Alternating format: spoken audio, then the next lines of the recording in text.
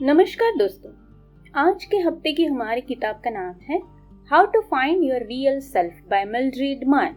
मतलब हमारे असली मैं को कैसे ढूंढे।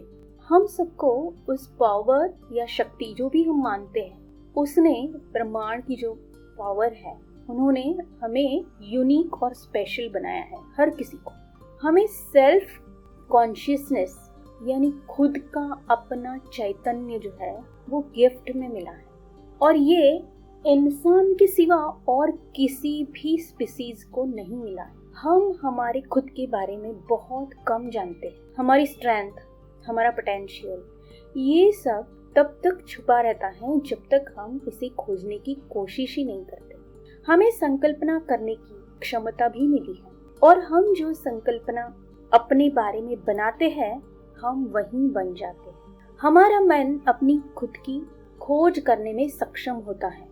हमारे पास फ्री विल भी है, पर हमें उसका पता ही नहीं होता। हमारे संकल्पना से हम किसी भी हद तक खुद को इम्प्रूव या डेवलप कर सकते हैं। हमारे पास कॉन्शियस और सबकॉन्शियस माइंड के अलावा और एक पार्ट है माइंड का, जिसे सुपर कॉन्शियस माइंड कहा जाता है। इस सुपर कॉन्शियस माइंड से कनेक्ट होकर हम अपने लाइफ का पर्पस ढूंढ सकते हैं। ज्यादातर हम आउटर वर्ल्ड के अनुसार ही अपना जीवन बिताते रहते हैं, लेकिन अगर हम सुपर कॉन्शियस माइंड से कनेक्ट होते हैं तो हमें पता चलता है कि हम उस शक्ति के, उस स्रोत के ही एक भाग है। हम भी उस क्रिएटर यानी शक्ति के साथ काम करने वाले को क्रिएटर हैं। उस ब्रह्मांड ने, उस शक्ति ने इस जगत को, ब्रह्मांड को बनाया है। हम अपना वर्ल्ड यानी अपना जो जगत है उसे बनाने की क्षमता हमारे अंदर है। उसके लिए हम को क्रिएटर है इस ब्रह्मांड के साथ। इस बात को जानना ही हमारी खुद की खोज है। हमारे रियल मी से मिलना, उसे देखना और जानना, ये बहुत जरूरी है। हम यहाँ इस दुनिया में सिर्फ आखिरी सांस तक दिन काटने के लिए और काफी सारा दुख सहने के लिए नहीं आए। हम यहाँ इसलिए है कि हम अपनी जिंदगी के कुछ क्षमताओं का उपयोग करके इसे और बेहतर बनाएं, जो सिर्फ हम ही कर सकते हैं। और ये काम करने का हर किसी का तरीका अलग अलग हो सकता है, लेकिन हर कोई अपने लिए खुद ही ये काम कर सकता है। हमें औरों के तरीके को अपनाने के बजाय खुद ही खुद का तरीका ढूंढना ज्यादा इम्पोर्टेंट है। हम सब जब उस डिवाइन प्लेन यानी दैवी योजना के अनुसार अपनी जिंदगी को जीते हैं, तो हम उस परम शक्ति को अलग अलग तरीके से अनुभव करते हैं, और सारे ही अनुभव सही होते हैं। उस शक्ति को जानने का कोई भी अनुभव या तरीका छोटा, बड़ा, कम या ज्यादा नहीं होता। और यही कारण है कि इस इतने बड़े ब्रह्मांड में कोई भी किसी के जैसा नहीं है। सब कोई यूनिक है। इतना ही नहीं, जुड़वा बच्चे भी चाहे कितने भी एक जैसे क्यों न लगे, उनमें कुछ न कुछ माइन्यूट डिफरेंसेस तो होते ही है। हम जो भी करते हैं उसी तरह से और कोई भी वही बात नहीं कर सकता, और ना ही हम किसी की तरह उस बात को कर सकते हैं। और इसीलिए ये सच है कि हमें उस शक्ति ने स्पेशल और यूनिक बनाया है। अब सवाल ये है कि उस स्पेशल रियल सेल्फ को, रियल मी को कैसे ढूंढा जाए। इसके लिए हमें अपने आप को समझाना पड़ेगा, समझना पड़ेगा, खुद के बारे में अभ्यास करके जानना पड़ेगा। हमें अपने अंदर झांकना पड़ेगा, तभी हम अपने उस रियल मी को देख पाएंगे, उसकी ताकत को जान पाएंगे। इसे हमें कैसे करना है, हम कैसे कर सकते हैं इस बात को? अपने मन को ऑब्जर्व करके, मन का अभ्यास करके हमें इसे करना पड़ेगा। मन क्या है, कैसे काम करता है, इन सवालों के जवाब ढूंढने पड़ेंगे। मन के जितना इंटरेस्टिंग दुनिया में और कुछ भी नहीं है। मन के 3 भाग होते हैं, कॉन्शियस माइंड, सबकॉन्शियस माइंड और सुपर कॉन्शियस माइंड। आइए जानते हैं कि ये क्या क्या काम करते हैं। कॉन्शियस माइंड यानी हम रोज की जिंदगी में जो सब कुछ करते रहते हैं वो सब हमारे कॉन्शियस माइंड के अनुसार होता है। बाहर की दुनिया के बारे में जानने का काम कॉन्शियस माइंड करता है। यही माइंड सोचने का काम भी करता है। हम सतत जागरूक यानी अवेयर अवस्था में इसी माइंड की वजह से रहते हैं। यह माइंड बिल्कुल एक बंदर की तरह एक सोच से दूसरी सोच पर कूदता रहता है, जिसे हम रेस्टलेस माइंड कह सकते हैं। हमारे मन में, इस कॉन्शियस मन में कोई भी स्मृति, कोई भी मेमोरी तब तक ही रहती है जब तक उसकी ज़रूरत है। जब उसकी ज़रूरत नहीं है तो वो सारी मेमोरीज जो है कॉन्शियस माइंड से निकल जाती है और हमारे सबकॉन्शियस में चली जाती है, जो हमें आसानी से याद नहीं आती। अब सबकॉन्शियस माइंड क्या करता है, हमारा हर बर्ताव, हम जो भी करते हैं, हमारे बिहेवियर पैटर्न, हमारा एटीट्यूड, हमारी सोच, यह सब हमारे सबकॉन्शियस माइंड से आता है। हमारी पसंद, हमारा डर, हमारी नफरत, हमारे अच्छे कर्म, हमारा साहस, हमारी नाराजगी, हमारी दुश्मनी, हमारा चरित्र, हमारे सारे फीलिंग्स सबकॉन्शियस से आते हैं। इसमें हमारी सारी स्मृतियाँ मौजूद होती है।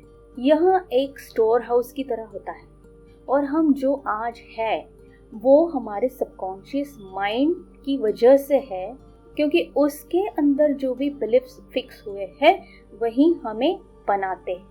जब हम अपने आप के बारे में अवेयर हो जाते हैं, अपनी सोच, अपने बर्ताव का अभ्यास करने लगते हैं, तब हमें अपने सबकॉन्शियस माइंड के अंदर क्या स्टोर है इसका पता लगने लगता है।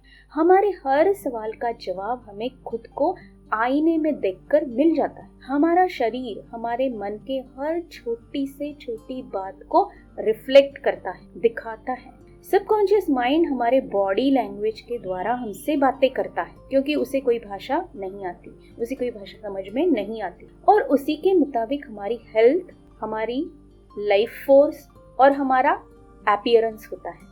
इसे जानने के लिए हमें अपने हर बात के बारे में, हमारी सोच, हमारी फीलिंग्स, हमारी एक्शंस के बारे में जागरूक होना, अवेयर होना बहुत ज़रूरी है। हमारे बॉडी लैंग्वेज के बारे में अवेयर होकर हम जान सकते हैं कि हमारे अंदर क्या स्टोर किया गया है और उसे हम सुधार भी सकते हैं, ताकि अनचाहे और नेगेटिव फीलिंग्स, विचार हम बाहर निकाल सके और उसके कारण होने वाले दुख दर्द को हम टाल सके। सबकॉन्शियस माइंड एक स्टोर हाउस होने के साथ साथ एक पावर हाउस भी है, क्योंकि उसकी जो कैपेसिटी है वो 90% से भी ज्यादा होती है।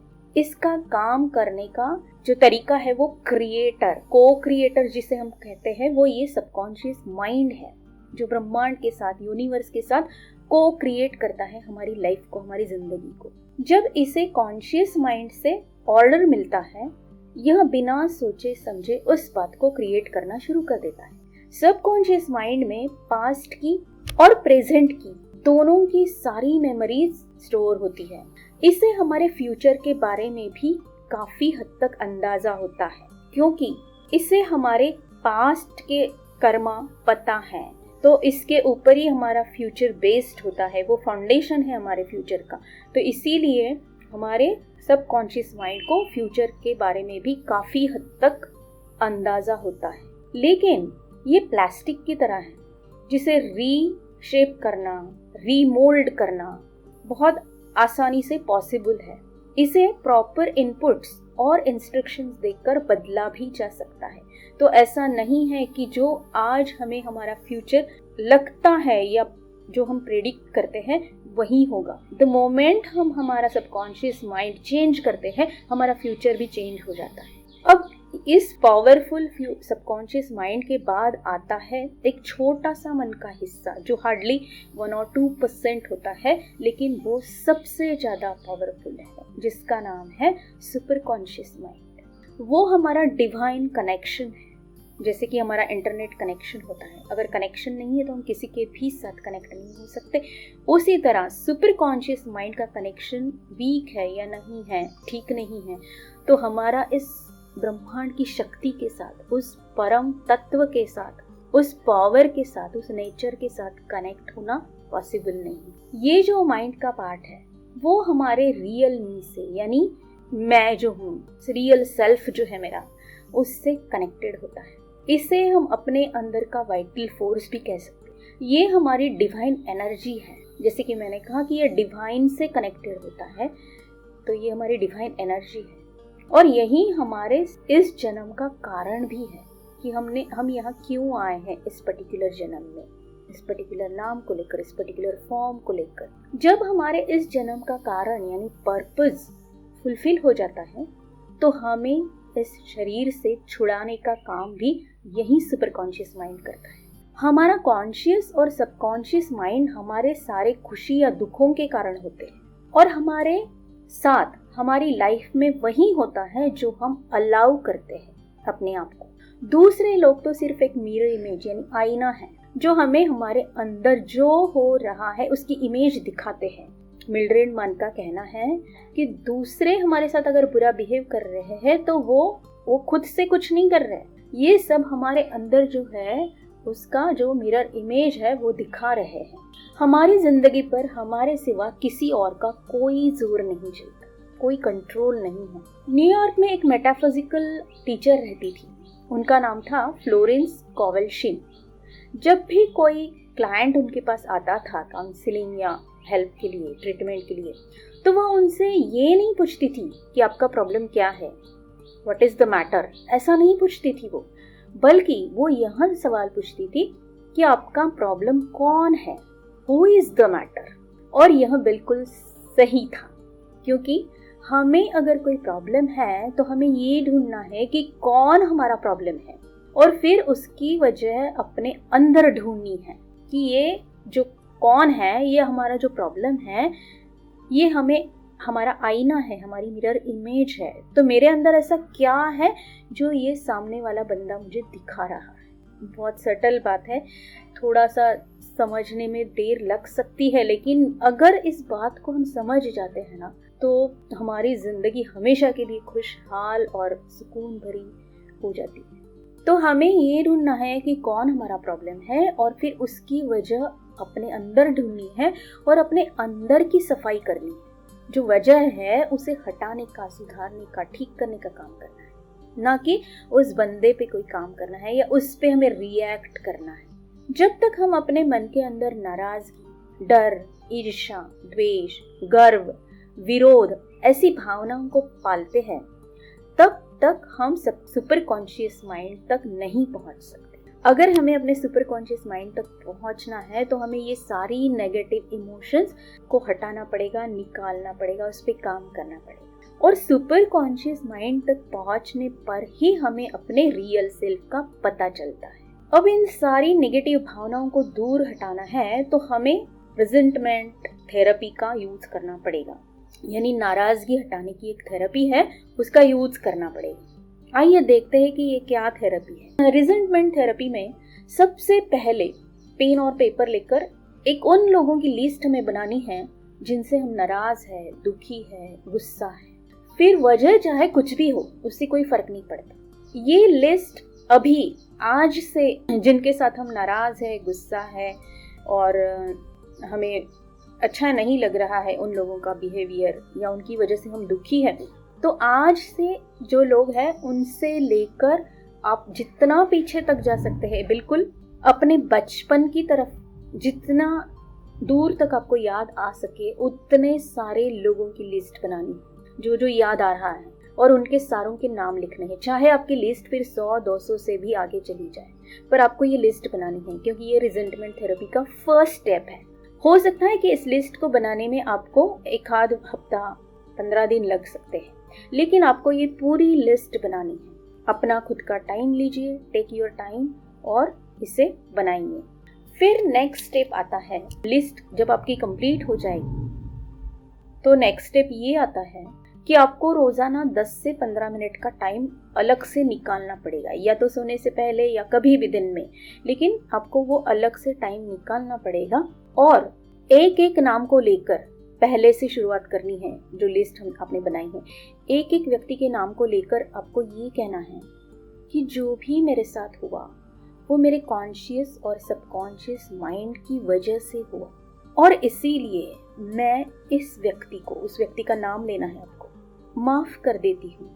मैं इससे बिल्कुल ही नाराज नहीं, मैं लेट गो करती, मैं पूरी तरह से उनको माफ करती, मैं अपने आप को भी माफ करती, और मैं अपने आप को और उस व्यक्ति का नाम लेना है, हम दोनों के नेगेटिव बॉन्ड से हमें फ्री करती हूँ। रोज एक एक नाम को लेकर आप जितने नाम 10-15 मिनट में कर सकते हैं आपको करना है, उन पे टिक मार्क करते जाइए। फिर अगले दिन दूसरे नीचे वाली लिस्ट का नाम लेना है, क्योंकि जब हम ये बात बार बार अपने सबकॉन्शियस माइंड को समझाते हैं कि वजह मेरे सबकॉन्शियस या कॉन्शियस माइंड के जो फीलिंग्स थे, नेगेटिव इमोशंस थे, वो थे, ना कि ये व्यक्ति। तो धीरे धीरे जब हम ये 100-200 की लिस्ट कंप्लीट कर देते हैं बचपन तक की, तो बहुत सारे बोझ से, बहुत सारे नेगेटिविटी से तो हम फ्री हो ही जाते हैं। लेकिन ये एक हमारी आदत बनने की वजह से, रोज रोज करने की वजह से,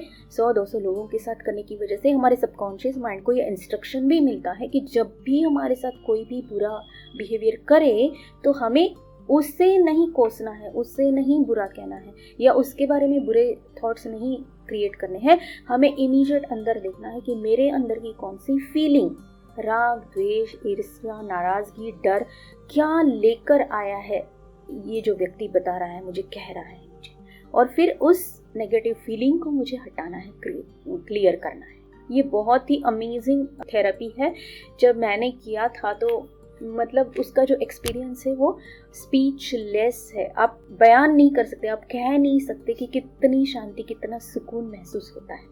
और जब ये अंडरस्टैंडिंग हमें आ जाती है कि ये जो कुछ भी हो रहा है मेरी वजह से है, nobody is responsible for my pain, बहुत ही एक सुंदर थेरेपी है ये, आप करके देखिए। इसे करने से हम अपने सबकॉन्शियस माइंड में जमा हुआ सारा कचरा, सारा जंक निकाल देते हैं और हम लाइट फील करने लगते हैं। अब इसके बाद हम फिर से ये कचरा, नया जंक ना जमा हो, इसके लिए प्रॉपर थिंकिंग यानी सही सोच पर भी हम काम कर सकते हैं। हमारा कॉन्शियस माइंड हमेशा पास्ट और फ्यूचर में ही घूमता रहता है, या तो पास्ट की बातों पर पछतावा करता रहता है या फ्यूचर की बातें सोचकर डरता रहता है। और हमारा सबकॉन्शियस माइंड जो है वो हमेशा प्रेजेंट में, इस मोमेंट में, इस पल में रहना चाहता है। तो हमारे शरीर के साथ जुड़कर रहना चाहता है वो सबकॉन्शियस माइंड, और ये दोनों अलग अलग दिशा में जा रहे हैं। कॉन्शियस माइंड जो है वो पास्ट और फ्यूचर की ओर भाग रहा है, और सबकॉन्शियस जो है वो यहीं इसी पल रहना चाहता है, इसी मोमेंट में, इसी वक्त यहाँ पर रहना चाहता है। तो हमारे अंदर एक कॉन्फ्लिक्ट, हमारे मन के अंदर एक संघर्ष निर्माण होता है जो हमें मेंटल लेवल पर स्ट्रेस देता है। हमारी जो स्ट्रेस क्रिएट होती है ना, इसका बेसिक वजह ये है कि सबकॉन्शियस माइंड हमारा हमें खींच लाता है वर्तमान में, और कॉन्शियस माइंड हमें फ्यूचर और पास्ट में भगाता रहता है, और ये स्ट्रेस हमारे मन को थका देता है। अगर हम सच में अपनी जिंदगी में कुछ पाना चाहते हैं ना, अचीव करना चाहते हैं ना, तो हमें अपने मन को नियंत्रण में रखना बहुत जरूरी है, और ये काम हमारे लिए कोई और नहीं कर सकता। इसे हमें ही सीखना पड़ेगा और हमें ही करना पड़ेगा। अगर हम अपने मन को फोकस नहीं कर पाते जिस काम को हम कर रहे हैं उस पर, तो हम उसे शायद कभी ही ठीक से पूरा नहीं कर सकते। इसका मतलब ये नहीं कि हमें फ्यूचर के लिए प्लानिंग नहीं करनी है, सोचना नहीं है। प्लानिंग तो करनी है, पर उसकी चिंता नहीं करनी, क्योंकि जब हम प्लान करते हैं तो हम उसे पूरा करने के सारे पॉजिटिव थॉट्स के बीज हमारे सबकॉन्शियस माइंड में डालते हैं। जिस वक्त हम प्लानिंग कर रहे होते हैं उस वक्त हमने सारे सबकॉन्शियस माइंड में पॉजिटिव ही बीज डाले हैं कि ये मेरा प्लान है और इसे मैंने अचीव करना है, कंप्लीट करना है। लेकिन जब हम इसके बारे में चिंता करने लगते हैं, हम डरने लगते हैं, हम शंकाएं पैदा करने लगते हैं, तो हम उसी प्लान के लिए सारे नेगेटिव बीज सबकॉन्शियस माइंड में डालते रहते हैं। और जैसा कि हमने देखा, सबकॉन्शियस को जो ऑर्डर जब मिलता है वो उसी काम में लग जाता है।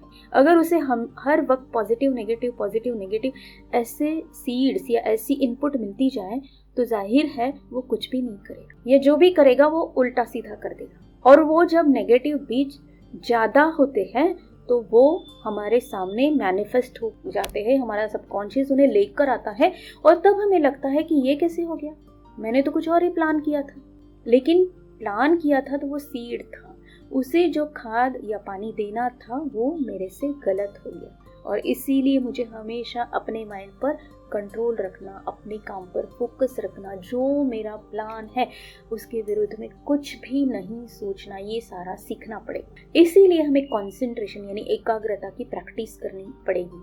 एक्चुअली हमें कंसंट्रेशन कैसे करना है ये पता है, क्योंकि जब हमारे इंटरेस्ट का, हमारी पसंद का कोई सब्जेक्ट होता है ना, तो हम बिना सोचे बिना बोले उस पर फोकस हो जाते हैं। तब हमें आसपास की बातों का पता भी नहीं चलता, और हमारा ये जो पल है ना, दिस मोमेंट, प्रेजेंट, यही हमारी जिंदगी है।